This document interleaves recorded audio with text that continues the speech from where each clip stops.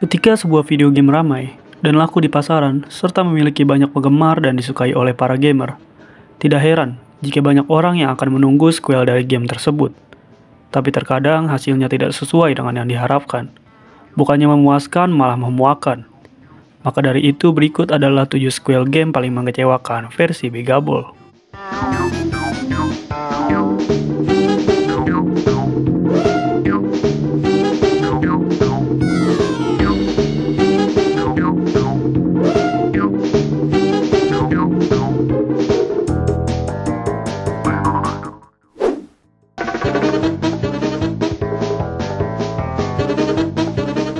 Duke Nukem Forever. Kalian mungkin mengingat Duke Nukem sebagai game FPS yang penuh dengan lelucon dewasa. Game yang juga digarap oleh Gearbox Software ini seringkali disamakan dengan game Doom. Bahkan sang developer sempat iseng memasukkan Easter egg Doom dalam game Duke Nukem 3D. Menjadi salah satu game terfavorit pada zamannya, sekitar 15 tahun menunggu, fans justru dikecewakan dalam sequelnya yang berjudul Duke Nukem Forever. Tentu grafis menjadi lebih bagus dan tetap membawa atmosfer dewasa ala Duke Nukem. Namun gameplaynya sendiri sangatlah membosankan. Lelucon yang ketinggalan zaman dan ditambah dengan kontrol permainan yang tidak intuitif untuk sebuah game FPS.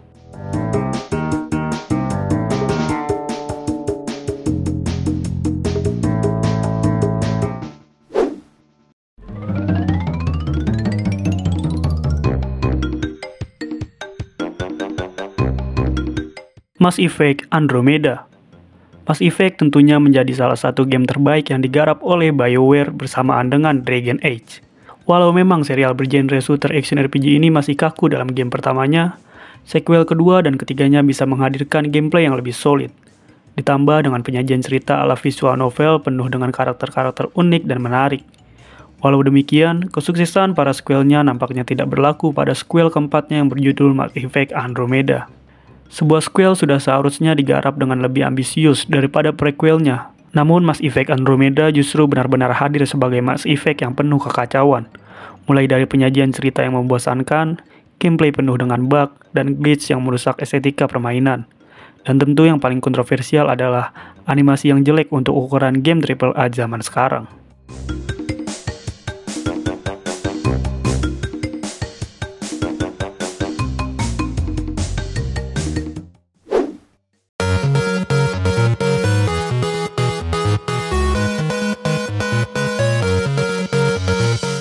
Assassin's Creed Revelation.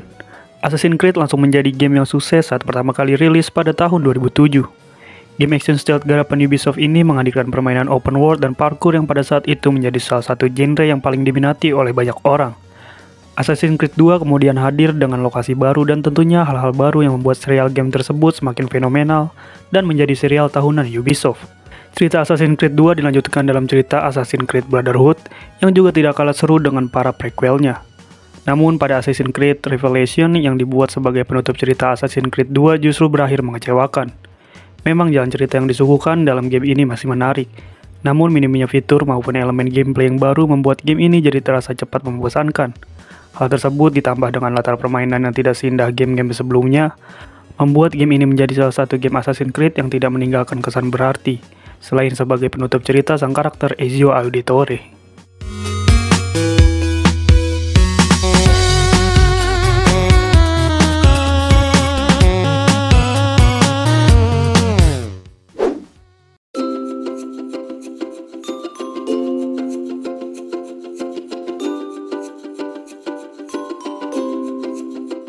Musashi Samurai Legend. Prevencer Musashi garapan Square Enix bisa dikatakan sebagai permata yang tersembunyi di balik bayang-bayang kepopuleran Final Fantasy. Game action RPG ini menyuguhkan story yang memorable, boss battle yang menarik, protagonis yang kocak, bahkan sistem Fetiju dan day or night cycle-nya yang mungkin sangat jarang di zaman itu. Akan tetapi sequelnya yang berjudul Musashi Samurai Legend justru menghilangkan hal-hal yang menjadi poin penting dan positif dari game pendahulunya. Walau memang sequelnya memiliki grafis yang lebih bagus dan elemen action yang lebih dari prequelnya, game keduanya ini merubah elemen permainannya dari free roam linear menjadi linear saja yang membosankan. Boss fight-nya sendiri tidak lagi bervariasi dan bisa dikalahkan dengan sangat mudah.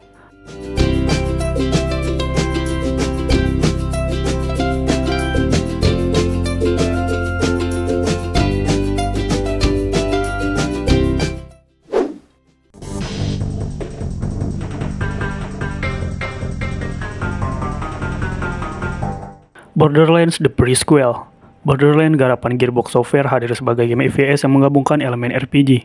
Jalan cerita yang disuguhkan dalam desain atmosfer meriah dan kocak, penuh karakter-karakter unik dan nyeleneh, juga sistem kelas yang bervariasi di setiap serinya, menjadikan game Borderlands sebagai salah satu game FPS terunik yang pernah ada. Namun sayang sequel ketiganya yang berjudul Borderlands The Prequel justru tidak lagi menyenangkan. Walau memang gameplaynya yang menambahkan elemen shooter dalam luar angkasa jadi premis yang menarik dan juga karakter-karakter baru dengan kemampuan baru, desain level dalam sequel ketiganya ini kurang variatif. Ditambah dengan gap kemampuan antara pemain dan AI yang sangat tinggi, memaksamu untuk leveling terus-menerus, misi utama yang membosankan bahkan side quest yang tidak berarti, dan yang paling mengecewakan adalah kurangnya variasi senjata dalam game ini.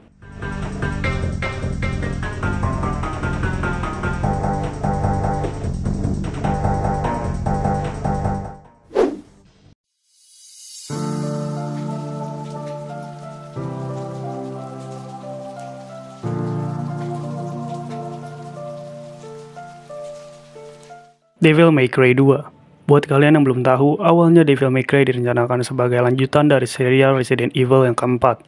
Namun karena gameplaynya yang justru tidak horor lagi, Capcom sebagai developer memutuskan untuk membuatnya menjadi serial tersendiri. Dari situ lahirlah game Devil May Cry dengan elemen utama hack and slash serta karakter Dante yang keren dan arogan. Esensi yang bikin game Devil May Cry jadi seru dan menyenangkan justru menghilang. Dante yang hobinya ribut-ribut, trash talk sambil menebas para setan-setan justru dalam sequel keduanya tersebut menjadi tidak banyak omong dan sangat pendiam. Tidak hanya itu, Devil May Cry 2 bahkan bisa diselesaikan cukup dengan button mashing untuk melawan semua setan yang ada, tanpa perlu banyak memikirkan combo yang tepat.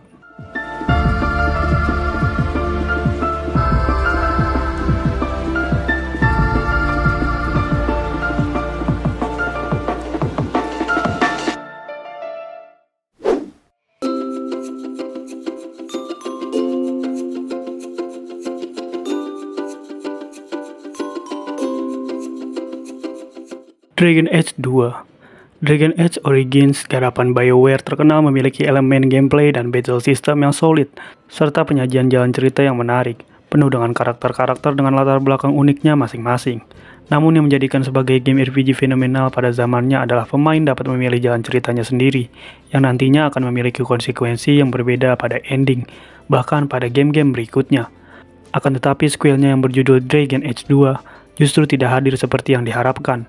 Memang battle systemnya sendiri mengalami peningkatan dan cerita serta karakter-karakter yang disajikan tetap menarik. Akan tetapi, yang membuat game ini menjadi sangat membosankan adalah lokasi permainan yang sangat sedikit. Berbeda dengan game pertamanya yang kaya akan kota dan dungeon untuk dijelajahi.